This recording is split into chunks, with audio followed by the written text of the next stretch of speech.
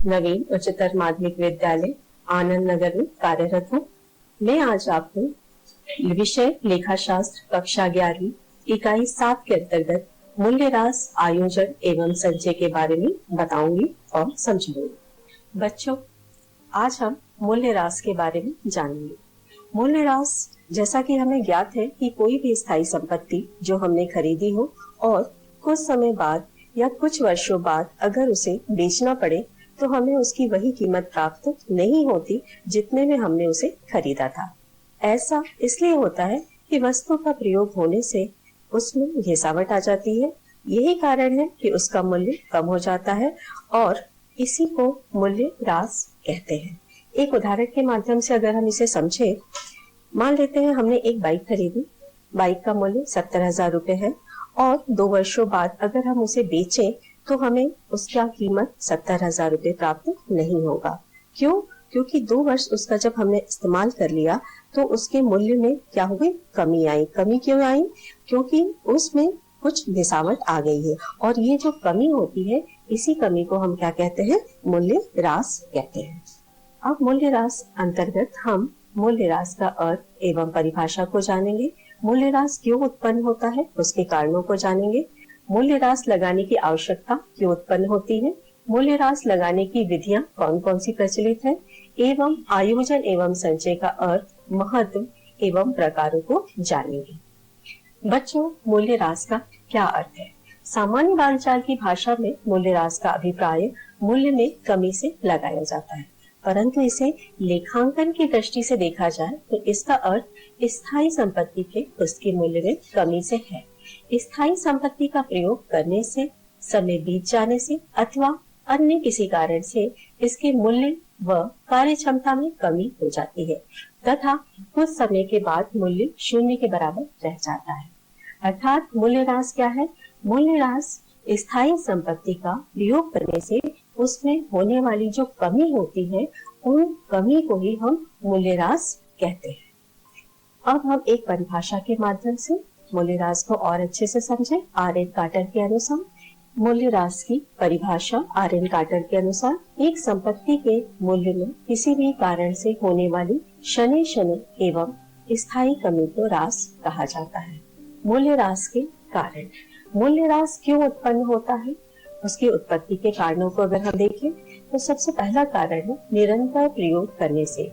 कोई भी स्थायी संपत्ति जब निरंतर प्रयोग की जाती है तो उसमें जो टूट फूट हो जाती है उससे उसका मूल्य कम हो जाता है और यही कमी क्या है बच्चों? मूल्यह्रास है। यानी वस्तु का जब हम निरंतर प्रयोग करते हैं तो उसमें कमी आना और यही कमी लेखांकन की भाषा में मूल्यह्रास कहलाती है। समय व्यतीत होने से ह्रास। अधिकांश संपत्तियां ऐसी होती है, चाहे उनका प्रयोग किया जाए या ना किया जाए, एक निश्चित अवधि के व्यतीत होने पर उसका मूल्य शून्य हो जाता है कानूनी अधिकारों की अवधि समाप्त होने से। कुछ संपत्तियां ऐसी भी होती हैं जिनका जीवन काल बिल्कुल निश्चित होता है, जैसे पट्टे पर ली गई संपत्ति। अब एक इस उदाहरण के माध्यम से इसे अगर हम समझें, अगर हमने एक भूखंड 10 वर्षों के लिए लिया है और 10 वर्षों की समाप्ति के बाद उसका अधिकार हमारे खत्म हो जाएगा या समाप्त हो जाएगा, तो इस संपत्ति का मूल्य हमारे लिए शून्य हो जाएगा। अप्रचलन के कारण, प्रायः किसी नए आविष्कार के होने से अथवा नई तकनीक आ जाने से पुरानी संपत्ति काम में लेनी बंद करनी पड़ती है, यद्यपि भौतिक रूप से इसका प्रयोग किया जा सकता है। जैसे बच्चों, हमने आजकल देखा कि एलईडी के प्रयोग होने से जो टीवी है उसका प्रयोग कम हो गया है, जबकि दोनों में समान रूप से पिक्चर दिखाई जाती है। यानी एलईडी आने से टीवी अप्रचलित होकर बाहर हो गई है। दुर्घटना के कारण, कई बार कोई मशीन आग, भूकंप, बाढ़ इत्यादि से भी नष्ट हो जाती है अथवा कोई वाहन भी दुर्घटनाग्रस्त हो जाता है, तो ये भी एक मूल्यह्रास का कारण माना जाता है। रिक्तता के कारण, खाने तथा तेल के कुएं आदि ऐसी संपत्तियां होती हैं जिनका भंडार सीमित होता है। उनमें जो पदार्थ हम खाते रहते हैं, निकालने के कारण वो कुछ समय के बाद रिक्त होती चली जाती है और इससे इसका मूल्य भी कम होता चला जाता है। खाने, बच्चों खाने आपने सुना होगा कोयले की खदानें होती हैं, पत्थर की खदानें होती हैं, हीरे की खदानें होती हैं। इन खदानों में एक निश्चित मात्रा में ही पदार्थ उपलब्ध होता है और वो पदार्थ जब निकाल लिया जाता है तो वो खाली हो जाता है या रिक्त हो जाता है। तो इसके कारण भी रिक्तता भी एक प्रमुख कारण है मूल्यह्रास का। अब हम मूल्यह्रास लगाने के क्या उद्देश्य है, किन उद्देश्यों की पूर्ति के लिए मूल्यह्रास लगाया जाता है, इसकी आवश्यकता क्यों है या इसका महत्व क्या है, ये हम जानेंगे। तो मूल्यह्रास लगाने के उद्देश्य, आवश्यकता या महत्व को हम देखें तो सबसे प्रथम है सही उत्पादन लागत ज्ञात करना। सही उत्पादन लागत ज्ञात करने के लिए समुचित ह्रास की व्यवस्था करना आवश्यक होता है। यदि ह्रास के लिए आयोजन न किया जाए तो वस्तुओं की सही उत्पादन लागत की जानकारी हमें प्राप्त नहीं होगी। तो सबसे प्रमुख उद्देश्य सही उत्पादन लागत ज्ञात करना मूल्यह्रास का है। सही आय का निर्धारण करना। ह्रास एक प्रकार का व्यय है। संपत्ति के निरंतर प्रयोग से इसके मूल्य में जो कमी आती है, इस कमी को प्रतिवर्ष लाभानी खाते में लिखना आवश्यक होता है, अन्यथा शुद्ध लाभ या हानि का हम सही पता नहीं लगा सकते। ह्रास एक प्रकार का व्यय होने से उसको हमें लाभानी खाते में डेबिट पक्ष में लिखना आवश्यक होता है, तभी व्यवसाय की शुद्ध आय का पता चल सकता है। सही वित्तीय स्थिति का प्रदर्शन। किसी भी व्यवसाय की सही वित्तीय स्थिति का अध्ययन उसके आर्थिक चिट्ठे द्वारा होता है। अतः ये आवश्यक है कि चिट्ठे में सभी संपत्तियों को उनके वास्तविक मूल्य पर दिखाया जाए। यदि संपत्तियों पर ह्रास की व्यवस्था न की जाए तो संस्था की सही वित्तीय स्थिति का प्रदर्शन नहीं हो सकता। इसीलिए यह आवश्यक है कि संपत्ति को जब चिट्ठे में प्रदर्शित किया जाता है तो उसमें उसका जो मूल्य होता है उसमें से मूल्यह्रास घटाया जाए और उसके बाद ही उसको उसमें दिखाया जाए। पूंजी को सुरक्षित रखना। पूंजी को सुरक्षित रखने की दृष्टि से भी ह्रास का प्रबंध किया जाता है। यदि ह्रास का प्रबंध नहीं किया जाए और बिना ह्रास के प्रबंध के ही अंशधारियों में लाभ का वितरण कर दिया जाए तो इसका अर्थ होगा कि लाभ का वितरण पूंजी में से किया गया है, जो कि उचित नहीं है। तो पूंजी को सुरक्षित रखने के लिए भी आवश्यक है कि मूल्यह्रास का आयोजन किया जाए। ह्रास की वैधानिक आवश्यकता, यानी कानूनी रूप से भी ह्रास आवश्यक होता है। कंपनी अधिनियम 1956 की धारा 205 के अनुसार एक कंपनी को लाभ का वितरण करने से पूर्व स्थायी संपत्तियों पर ह्रास की व्यवस्था अनिवार्य रूप से करनी है। यानी जब हम संपत्तियों को चिट्ठे में दर्शाते हैं तो उस पर उचित ह्रास काटने के बाद ही दर्शाना चाहिए। इसके अलावा अगला पॉइंट है आपका कि आयकर संबंधी छूट प्राप्त करना। भारतीय आयकर अधिनियम 1961 के अंतर्गत ह्रास के संबंध में कर संबंधी छूट की व्यवस्था है। यदि ह्रास के लिए उचित प्रावधान न किया जाए तो लाभ अधिक होने पर अधिकार कर लेना पड़ेगा, जो उचित नहीं है। इसीलिए समुचित रूप से आयकर का प्रबंध देने से पहले ह्रास का प्रबंध आवश्यक होता है। मूल्यह्रास की आवश्यकता पड़ने के बाद अब हम मूल्यह्रास लगाने की विधियों को भी जानेंगे। वैसे तो मूल्यह्रास लगाने की अनेक विधियां प्रचलित हैं, लेकिन यहाँ हम सिर्फ 2 विधियों का अध्ययन करेंगे जो हमारे विषय में है और सबसे ज्यादा प्रचलित है। प्रथम है स्थायी किस्त पद्धति, जिसको हम फिक्स इंस्टॉलमेंट मेथड भी कहते हैं। दूसरा है घटती किस्त पद्धति, डिमिनिशिंग बैलेंस मेथड के नाम से हम इसको जानते हैं। तो अब हम मूल्यह्रास लगाने की विधियों को विस्तार से पढ़ेंगे। सबसे प्रथम हम स्थायी किस्त पद्धति को जानेंगे। स्थायी किस्त पद्धति, बच्चों नाम से स्पष्ट हो रहा है स्थायी किस्त, यानी जब इसमें प्रतिवर्ष मूल्यह्रास लगाया जाता है तो उसका जो ह्रास होता है वो निश्चित होता है, यानी जो ह्रास एक बार निकाल दिया गया वो प्रतिवर्ष वही ह्रास लगाया जाएगा, उसमें कोई परिवर्तन नहीं होता। इस पद्धति के कई नाम प्रचलित हैं, जैसे इसको हम सरल रेखा पद्धति कहते हैं। सरल रेखा इसलिए कि जब इसको ग्राफ पर दर्शाया जाता है तो एक सीधी रेखा के रूप में दिखाई जाती है।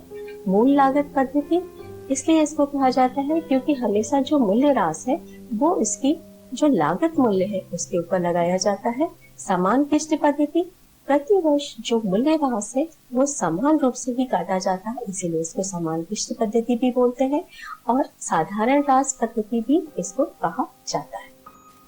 इस पद्धति के अंतर्गत प्रत्येक वर्ष संपत्ति की मूल लागत पर एक निश्चित प्रतिशत से ह्रास की गणना की जाती है। जाहिर है कि प्रत्येक वर्ष ह्रास की राशि समान होती है, इसीलिए हम इसे स्थायी किस्त पद्धति कहते हैं। अब आपको समझ में आया होगा स्थायी किस्त पद्धति क्या है।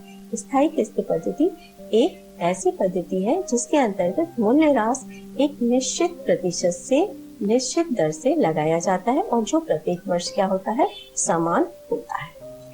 स्थायी किस्त पद्धति को जानने के बाद हम इसके कुछ प्रमुख गुणों को भी जानें। स्थायी किस्त पद्धति का प्रथम गुण, यह ह्रास की एक प्रचलित, पुरानी तथा सबसे सरल प्रणाली है। सरल इसलिए क्योंकि इसका प्रयोग कोई भी लेखांकन अधिकारी आराम से या आसानी पूर्वक कर सकता है।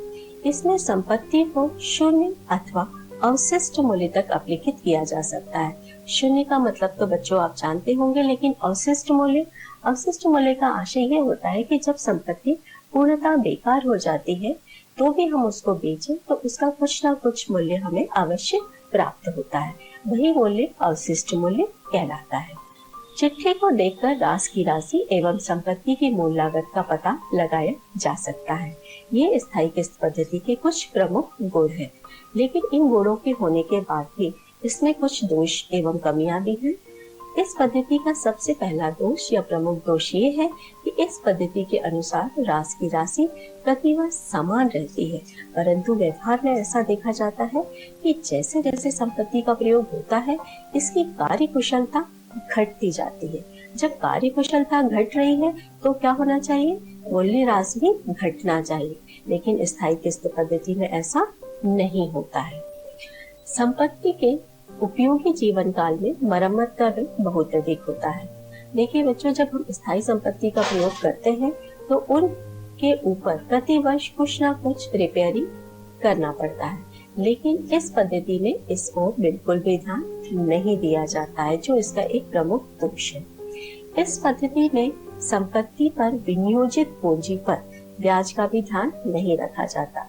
अगर हम इस संपत्ति में जो पैसा विनियोग कर रहे हैं उस पैसे को कहीं अन्य विनियोग करते तो हमें उस पर कुछ ब्याज भी प्राप्त होता, लेकिन इस पद्धति में इस ओर ध्यान नहीं दिया गया है, जबकि कुछ अन्य विधियों में पूंजी पर ब्याज का ध्यान रखा जाता है। स्थायी किस्त पद्धति को समझने के बाद स्थायी किस्त पद्धति से मूल्यह्रास की गणना कैसे की जाती है, इसके लिए हम सूत्र देखें तो पहला सूत्र है हमारा मूल्यह्रास को बच्चों हम इंग्लिश में डेप्रिसिएशन बोलते हैं।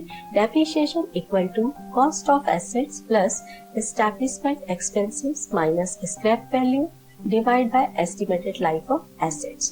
कॉस्ट ऑफ एसेट्स का मतलब होता है कि जितने में हमने वस्तु को खरीदा है और उसको एस्टैब्लिश एक्सपेंसेस यानी जितना हमने उसको लगाने में या लाने में जो खर्च किया है वो उसकी लागत में जोड़ दिया जाता है, और माइनस करके हम स्क्रैप वैल्यू यानी अवशिष्ट मूल्य। अवशिष्ट मूल्य के बारे में बच्चों मैंने अभी आपको समझाया। Divide by estimated life of assets यानी उस स्थायी संपत्ति का जितना जीवन काल होता है उस जीवन काल से हम भाग दे देते हैं, तो जो राशि आती है वो राशि मूल्यह्रास या डेप्रिसिएशन कहलाती है, और ये राशि स्थायी होती है। प्रति वर्ष इसको हम जो निकला है उसी को ही हम उसमें लाभानी खाते में भी चार्ज करते हैं, और जो मशीन अकाउंट बनाएंगे उसमें भी हम यही राशि लिखेंगे।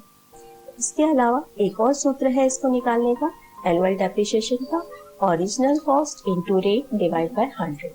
ओरिजिनल कॉस्ट मींस हमने जितने में वस्तु खरीदी और उसकी जो स्थापना के व्यय हुए उसको हम जोड़ लेते हैं। जोड़ने के बाद एक जो निश्चित दर दी जाती है उस दर का इंटू करके 100 से भाग देकर हम वार्षिक रूप से उसका मूल्यह्रास की गणना कर लेते हैं, और ये भी प्रतिवर्ष स्थायी बना रहेगा, फिक्स्ड बना रहेगा। अब हम स्थायी किस्त पद्धति को जानने के बाद स्थायी किस्त पद्धति के अनुसार एक सवाल करते हैं एक छोटे से उदाहरण के माध्यम से। एक मशीन हमने 1 जनवरी 2017 को 95,000 रुपए में क्रय की और उसके लगाने पर हमने 5,000 रुपए व्यय किए। स्थायी किस्त पद्धति से 10% प्रति वर्ष ह्रास काटते हुए 3 वर्ष के लिए हमें मशीन खाता बनाना है। ये हमने बच्चों सवाल ले लिया। अब इस सवाल को हल करने से पहले हम इसका मूल्यह्रास की गणना कर लेंगे। जो सूत्र हमने अभी देखा था उसके अनुसार हमारी मशीन का मूल्य है 95,000 रुपए। 5,000 रुपए हमने इसकी स्थापना पर यानी एस्टैब्लिश्ड एक्सपेंसेस दिए हैं। इस प्रकार इसका मूल्य हुआ 1,00,000 रुपए और 10% से इसके ऊपर मूल्यह्रास की हमें गणना करनी है यानी 10/100। तो मूल्यह्रास कितना आया? 10,000 रुपए और ये स्थायी बना रहेगा। प्रति वर्ष मूल्यह्रास हमें 10,000 रुपए ही उसके ऊपर लगाना है। बच्चों अब हम मशीनरी अकाउंट बनाएंगे। मशीनरी अकाउंट बनाने के लिए सबसे पहले हमने इसका प्रारूप बना लिया। प्रारूप date particular amount 3 column debit के, डेट पर्टिकुलर अमाउंट ये 3 कॉलम क्रेडिट के बनाए। जो निश्चित प्रारूप में आपको बता रही हूँ उस निश्चित प्रारूप के अनुसार ही आपको खाते बनाने हैं। 2017 दिसंबर 31 जो हमारा वर्ष का अंतिम दिन है उस दिन हम उस स्थायी संपत्ति के ऊपर मूल्यह्रास का आयोजन करेंगे। तो बाय डेप्रिसिएशन अकाउंट 10,000 रुपए और जो हमारा मशीन का मूल्य है 1,00,000 रुपए, उस 1,00,000 में से हम 10,000 रुपए घटा देंगे तो हमारा वर्ष के अंत में जो मूल्य बचेगा, बैलेंस बचेगा उस मशीन का वो होगा 90,000 रुपए। इस प्रकार दोनों साइड का योग हम कर लेंगे। 1,00,000 1,00,000 रुपए। ये 2017 हमारा समाप्त हुआ। 2018 में इस बैलेंस को हम ब्रॉट डाउन कर लेंगे डेबिट साइड में। जनवरी 1 जो हमारा प्रारंभिक दिन होता है वर्ष का, टू बैलेंस ब्रॉट डाउन 90,000 रुपए। 2018 में एक बार हम फिर उसके ऊपर मूल्यह्रास यानी डेप्रिसिएशन लगाएंगे। डेप्रिसिएशन स्थायी किस्त पद्धति से कर रहे हैं तो डेप्रिसिएशन का मूल्य वही रहेगा जो हम निकाल चुके थे पहले यानी 10,000 रुपए। तो बाय डेप्रिसिएशन अकाउंट 10,000 रुपए। डेबिट में से क्रेडिट को माइनस करेंगे, 90,000 में से 10,000 घटाएंगे तो हमारा वर्ष के अंत में जो बैलेंस बचेगा बाय बैलेंस CD वो होगा 80,000 रुपए। अब हम दोनों साइड का योग बराबर कर लेंगे। 90,000 90,000 योग बच्चों हमेशा एक सीधी लाइन में ही करना है, आपको ऊपर नीचे नहीं लगाना है। 2018 समाप्त हुआ। 2019 में इस बैलेंस को ब्रॉट डाउन करेंगे डेबिट साइड में जनवरी 1 के दिन। टू बैलेंस ब्रॉट डाउन यानी BD 80,000 रुपए। 2019 में पुनः इसके ऊपर एक बार हम डेप्रिसिएशन लगाएंगे। डेप्रिसिएशन 10,000 रुपए बाय डेप्रिसिएशन अकाउंट और 80,000 में से 10,000 हम माइनस करेंगे। जो हमारा वर्ष के अंत में बैलेंस बचेगा वो होगा 70,000 रुपए और दोनों साइड का योग हम फिर बराबर कर लेंगे। 80,000 80,000। 2019 समाप्त हुआ। 2020 में इस बैलेंस को ब्रॉट डाउन करेंगे हम जनवरी 1 के दिन। To balance brought down. हमें खाते सिर्फ 3 वर्ष के लिए ही बनाने को बोले गए थे, इसीलिए हमने इन प्रथम 3 वर्षों का खाता बना दिया। आशा है कि आप लोगों को मशीनरी अकाउंट समझ में आया होगा। बहुत सरल है। सिर्फ आपको पहले वर्ष में आपको मूल्यह्रास निकालना है और उसी मूल्यह्रास को प्रति वर्ष लगाना है और डेबिट में से क्रेडिट को माइनस करते हुए प्रति वर्ष उसका जो बैलेंस है उस बैलेंस को अगले वर्ष हस्तांतरित करके पुनः उसके ऊपर डेप लगा के बैलेंस निकालते जाना है। स्थायी किस्त पद्धति को जानने के बाद हम अब अगली विधि को समझें। अगली विधि है हमारी घटती किस्त पद्धति।